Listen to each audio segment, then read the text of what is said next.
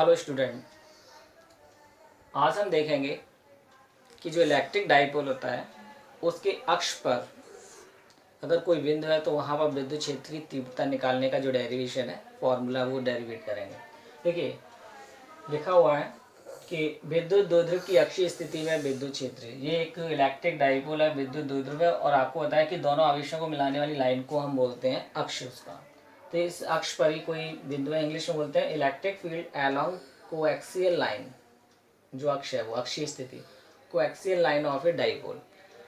तो हमारे पास ये डाइपोल है जिसमें आपको बताया गया दो समान परमाणु के विपरीत प्रकृति के आवेश -q + q दो स्मॉल दूरी 2a पर रखे हुए हैं और इन दोनों आवेशों को मिलाने वाली ये लाइन है कोएक्सियल लाइन।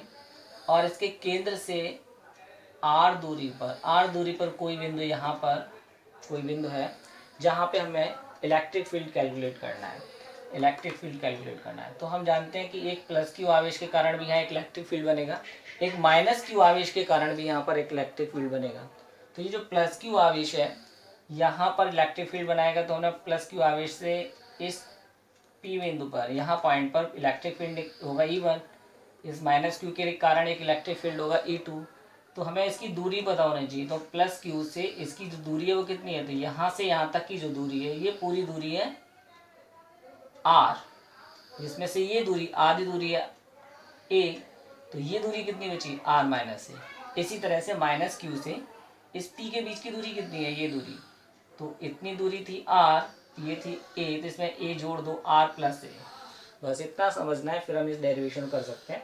तो अगर हम E1 कैलकुलेट करें तो E1 कितना होगा, +q आवेश के कारण इस पॉइंट पर जो E है इलेक्ट्रिक फील्ड है, ये p लिखना भूल गया मैं, p लिख सकते हैं।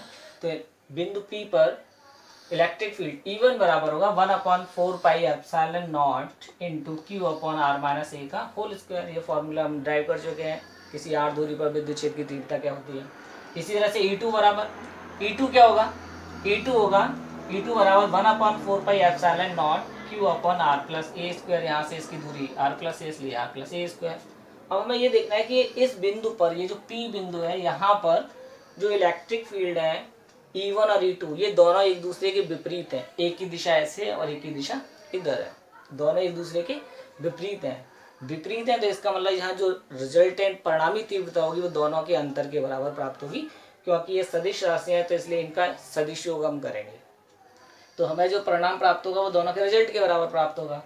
तो हमें E बराबर मिला E1 - E2। अब इसमें E1 और E2 में ज़्यादा कौन सा होगा, तो हमें पता है कि फॉर्मूले में q/r - a² जो नीचे हर है r - a, ये दूरी कैसी है, कम, और ये दूरी कैसी है, ज़्यादा। तो जब हम कम संख्या से भाग दे रहे हैं तो संख्या कैसी मिलेगी, ज़्यादा संख्या से भाग दे रहे हैं, संख्या कैसी मिलेगी, कम। इसका मतलब E1 is greater than E2, E1 ज़्यादा E2 कम है, इसलिए E1 में से E2 को घटा दिया, E बराबर E1 - E2। E1 की वैल्यू रखी 1/4πε0 q/r - a², और इसकी वैल्यू रखेंगे 1/4πε0 q/r+a का होल स्क्वायर। लेकिन इनमें से हमें कॉमन मिल रहा है 1/4πε0, ये कॉमन मिल रहा है, साथ में हमें q भी कॉमन मिल रहा है। तो q, इस कॉमन पार्ट को हमने बाहर निकाल दिया, q/4πε0 बाहर निकाल दिया, बचा 1/r - a का स्क्वायर -1/r+a का होल स्क्वायर। और फिर इसका क्रॉस मल्टीप्लाई कर दिया, इसका मल्टीप्लाई यहाँ करेंगे, इसका मल्टीप्लाई यहाँ करेंगे, नीचे का मल्टीप्लाई नीचे से करेंगे। लेकिन जब इसका मल्टीप्लाई यहाँ करेंगे तो r+a का होल स्क्वायर हमने खोल दिया, r² + a² + 2ra, a + b का होल स्क्वायर का फॉर्मूला लगाकर। फिर बीच में माइनस है, r - a² का 1 से मल्टीप्लाई करेंगे तो फिर इसका भी स्क्वायर खोल देंगे, लेकिन बाहर माइनस इसलिए अंदर के सारे निशान बदल दो, r² - a² + 2ra, और नीचे दोनों का मल्टीप्लाई करेंगे तो a + b, a - b का फॉर्मूला होता है a² - b²। तो ऐसे ही यहाँ फॉर्मूला लगाएंगे तो आएगा r² - a² का होल स्क्वायर। हम देख रहे हैं r² a² दोनों बराबर है और निशान विपरीत है, इसलिए इनको काट दिया, कैंसिल हो गए। तो बचा क्या, 2ra और 2ra, ये दोनों जुड़कर कितने हो गए, 4ra। तो q/4πε0 4ra/r² - a² का होल स्क्वायर। 4 को लिख सकते हैं 1/4πε0, 4 को लिख सकते हैं 2 इंटू 2a, q ये ना, और इंटू 2ra को लिख दे, तो 2ra को लिखा है 2a इंटू r, क्योंकि ये हमारे पास एक टर्म हमने पिछले वीडियो में पढ़ा था Q इंटू टू ए, एक आवेश और दो और विद्युत द्विध्रुव के दोनों आवेशों के बीच की दूरी के गुणनफल को हम विद्युत द्विध्रुव आघूर्ण कहते हैं। तो ये बन जाएगा P, इसलिए हमने इसको इस तरह से इस फॉर्म में लिखा है, 2 into Q into two A into R. तो ये बन गया P। तो लिख सकते हैं 1/4 pi epsilon naught 2PR upon R square minus A square, ये लिखा हुआ है। लेकिन ये सदिश राशि इसलिए हमने इस पर वेक्टर फॉर्म लगा दी। और इसकी जो दिशा होगी वो दिशा कहाँ होगी, वो दिशा अगर हम देखें E1 ज़्यादा है तो इसकी जो दिशा होगी वो हमारा P वेक्टर जो इलेक्ट्रिक डाइपोल की दिशा है उसी दिशा में होगी।